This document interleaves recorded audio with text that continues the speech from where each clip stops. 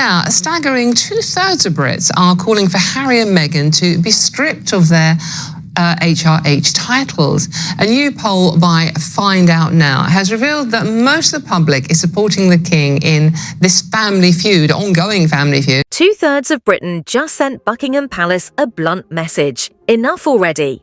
A brand new Express survey shows 64% of people want the Duke and Duchess of Sussex stripped of their titles yesterday. For Prince Harry and Meghan Markle, that single data point lands harder than any tabloid headline because it proves the public's patience has finally snapped. They are no longer quirky ex-royals chasing Californian dreams. They are perceived freeloaders trading on titles they no longer honour. And the spark that set off this bonfire of outrage? One BBC interview that was supposed to soften hearts but instead poured gasoline on years of simmering resentment. Stay with me because the numbers are only the prologue. I would love reconciliation with my family. I don't know how much longer my father has. He won't speak to me because of this security stuff. But it would be nice to reconcile. What follows is a collision of courtroom defeats, parliamentary rumblings, and a monarchy fighting to keep its mystique intact. Polls rarely shift the ground under Windsor Castle, but this one did. In the same week that YouGov found Harry's favourability at a record low 27%, with Meghan languishing at 20%, public sentiment crystallised into a demand for action. The call is simple. If you reject royal duty, you relinquish royal privilege. Older voters lead the charge. Over 80% of Britons aged 65 plus hold an unfavourable view of the Sussexes. Yet even the usually sympathetic under 25s are now split. The monarchy, never purely ceremonial, relies on a delicate social contract. Prestige in exchange for service. Break that contract and goodwill evaporates. But the numbers alone don't doom Harry and Meghan. What truly shifts opinion is the perception that they keep wounding the crown while cashing in on it. The poll lands just 48 hours after Harry's latest televised plea, making cause and effect impossible to ignore. The tide didn't merely turn, it surged. Now, the interview that changed everything. In response to Prince Harry's allegations, Buckingham Palace have actually released a statement, which is very unusual, to be fair. All of these issues have been examined repeatedly and meticulously by the courts, with the same conclusion reached on each occasion. Okay, well, The BBC billed it as a concise 10-minute conversation about a narrow legal setback. Instead, cameras rolled for over half an hour, and a masterclass in unforced errors unfolded. Prince Harry, speaking from California, opened with a heartfelt wish to reconcile with his family, but quickly blamed unnamed establishment forces for blocking contact with King Charles. Then came the line that detonated social media. "I don't know how much longer my father has." Viewers heard a son's concern. Critics heard emotional blackmail. Mid-interview, Harry doubled down on grievances over lost police protection, despite a court decision that had already underscored the point. Security isn't an inherited perk once you step away from duty. When the BBC host gently pressed, contradictions appeared. Harry insisted he wanted privacy, yet seemed comfortable airing intimate conflicts. Minutes later, he described an alleged plot to crumble his credibility without naming any culprits. Buckingham Palace rarely breaks its studied silence, but this time it released a brief statement affirming that all issues have been examined repeatedly and meticulously by the court. Translation: "We're done playing whack-a-mole with your allegations." By sunrise the next day, hashtags like #StripTheTitles and #NotMyDuke trended nationwide. The tone surrounding Meghan Markle's rosé was, well, my tone, perhaps, was too silly. I was making jokes about how Meghan's been whining for years. Yeah. They are off the A list, they're off the B list. I don't even think they make the C list anymore. Commentators called the interview the Sussexes' own Watergate, not because of crimes, but because of the self-inflicted optical damage. For many Brits, this moment marks the tipping point. The institution has been patient long enough. But the BBC fiasco didn't materialise in a vacuum. It followed a bruising courtroom defeat that left Harry spoiling for a public fight. Just weeks before the interview, the Court of Appeal delivered its verdict on Harry's challenge to regain taxpayer-funded police protection during UK visits. The ruling was blunt, claim dismissed. Harry called the outcome devastating, adding he could not safely bring his family to Britain. Behind that disappointment, critics heard entitlement, especially since most working royals pay privately for any additional security beyond the standard blanket. Best friends with Meghan, so no, it is days like today when I really miss having her around and miss being able to share the happy news. But with the ring and with everything else that's going on, I'm sure she's with us. I'm sure she's with us. Yeah, jumping up and down somewhere else. It's perfect. What do you think your mother would have thought of Meghan or said about Meghan? Oh, they'd be thick as thieves, without question. I think she would be over the moon, jumping up and down, so excited for me. Legal analysts noted the judgment rested on a simple principle. Risk assessment is performed by expert panels, not by the individual being protected. Harry's lawyers argued he deserved an exception. The court said precedent matters more than personal feelings. For the prince, the loss carried two costs. First, legal fees now reportedly exceed £1 million. Second, the defeat undercut his broader narrative of being unfairly targeted by the British establishment. When the legal door slammed shut, Harry pivoted to the court of public opinion. Yet his plea for empathy triggered the opposite. Voters saw a wealthy duke demanding privileges he voluntarily relinquished. That disconnect set the stage for the political knives to come out. Enter a dormant bill, a frustrated brother, and whispers of parliamentary power. Inside Westminster, backbench MPs have dusted off the removal of titles bill, originally tabled in 2022 but never debated in full. The bill would let Parliament recommend stripping nobility from any royal who brings the crown into disrepute. It stalled when Queen Elizabeth II passed away, out of respect. Now, sources say momentum is building again. Meanwhile, royal watchers claim Prince William is strategizing ways to end what he sees as brand exploitation by the Sussexes.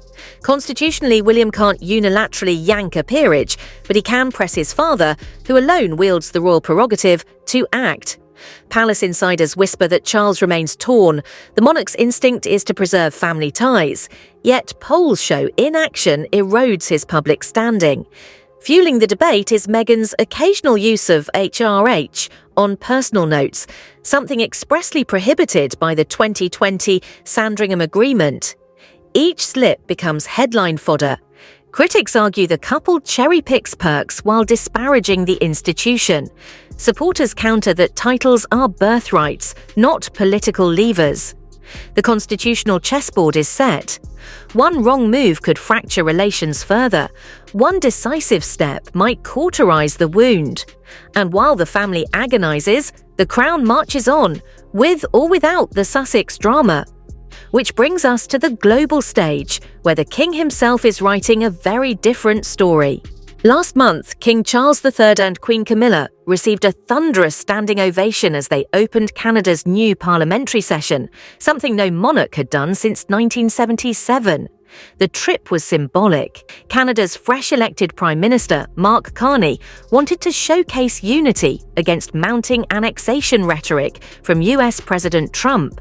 Charles's speech invoked Canadian resilience, climate stewardship, and the shared history forged on D-Day beaches. Back home, Britons took note. While Harry warned of a dwindling father-son clock, the 76-year-old king crossed the Atlantic during cancer treatment, shouldering constitutional duty.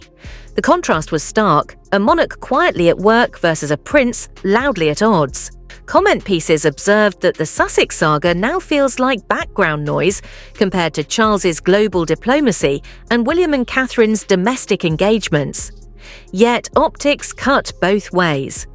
Every foreign visit that bolsters Charles's popularity puts extra pressure on Harry to defend his own relevance, something he tried to do through media ventures, memoirs, and most recently, that ill-fated BBC sit-down. But if the palace projects dignity, the wider culture has its own verdict, one delivered through biting satire. Enter Spitting Image, the iconic puppet show resurrected for 2025. William didn't know that Harry and Meghan had already recorded their poison for Netflix. It was already edited. You want to do that, you choose to do that, well, that is a choice. That's up to you.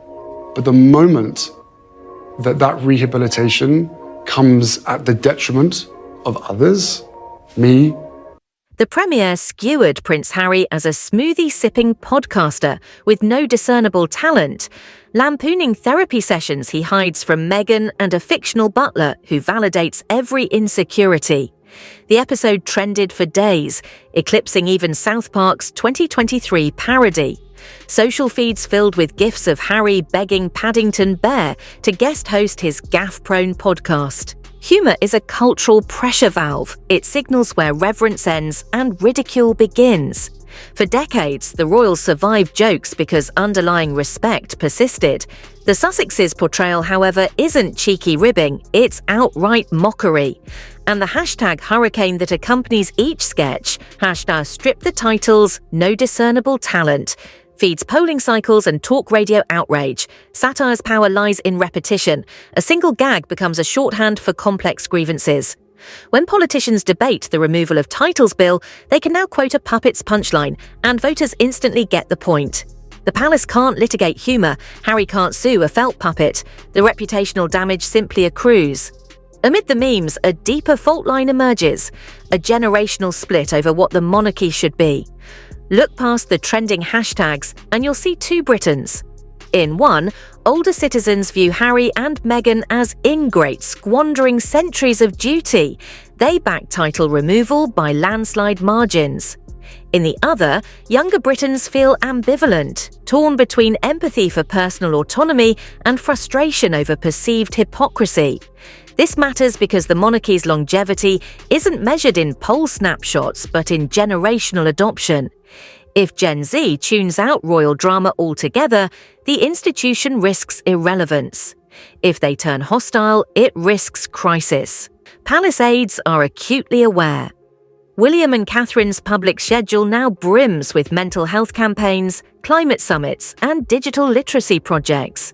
Issues squarely targeting under 35s. Every Sussex controversy that sours young audiences complicates that mission. For Harry, the same demographic split offers a narrow path back. Gen Z forgives quickly if actions match words. An unequivocal apology, a step away from weaponizing titles, and genuine public service could reset perceptions. But each new Netflix deal or tell-all threatens to harden cynicism, which brings us to the crossroads: strip, reconcile, or reimagine. The monarchy faces three options, each risky, none perfect. 1. Silent tolerance. Do nothing. Let polls vent and hope media fatigue sets in. Upside, keeps doors open for a private family truce. Downside, every fresh Sussex headline chips away at the Crown's dignity. 2. Formal removal. King Charles wields the royal prerogative, or Parliament forces his hand, to revoke the Sussex peerage. Upside, satisfies public anger, resets expectations. Downside, cements a public fracture and could look vindictive. 3. Bridge building, require the Sussexes to choose, either embrace service on defined terms or drop the titles voluntarily. Upside, creates a narrative of accountability and renewal. Downside, demands goodwill that is currently in short supply. Right now, momentum tilts toward decisive action. Polls scream reform, MPs sharpen legislation, and satire reduces royal gravitas to punchlines. Yet monarchy thrives on patience. 70 years of Queen Elizabeth II proved that slow and steady often wins. So will Harry and Meghan wake up to how close the axe hovers? Or will the crown swing first to cauterize the wound? Either way, the next chapter won't be written in whispers behind palace walls. It will unfold in open court, open parliament, and yes, open satire. Because in 2025, the only thing more relentless than royal duty is the 24/7 news cycle. Drop your thoughts below. Should the Sussexes keep their titles, or has the line been crossed? And if you're following the fallout, make sure you hit like and subscribe, because this saga is far from over.